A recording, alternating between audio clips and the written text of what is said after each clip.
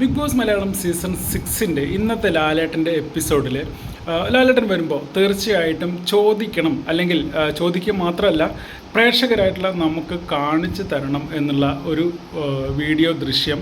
അത് തീർച്ചയായിട്ടും ആരും ഇതുവരെ കണ്ടിട്ടില്ല. ഒരു സംഭവം, ഒരു പ്രധാനപ്പെട്ട സംഭവം അവിടെ നടന്നു, പക്ഷെ അതിൻ്റെ ഒരു ദൃശ്യം ആരും ഇതുവരെ കണ്ടിട്ടില്ല, ലൈവിൽ കാണിച്ചിട്ടില്ല, അതേപോലെ എപ്പിസോഡിലും കാണിച്ചിട്ടില്ല.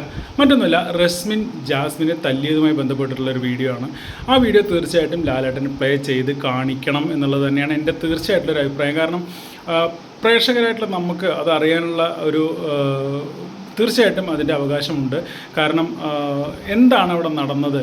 ജാസ്മിൻ തല്ലിയിട്ടില്ലെങ്കിൽ, അല്ലെങ്കിൽ റസ്മിൻ ജാസ്മിനെ തല്ലിയിട്ടില്ലെങ്കിൽ ഓക്കെ, പക്ഷേ എന്താണ് അവിടെ ശരിക്കും നടന്നത് എന്നുള്ള ഒരു കാര്യം തീർച്ചയായിട്ടും ജനങ്ങളിലേക്ക് എത്തിക്കുക തന്നെ വേണം.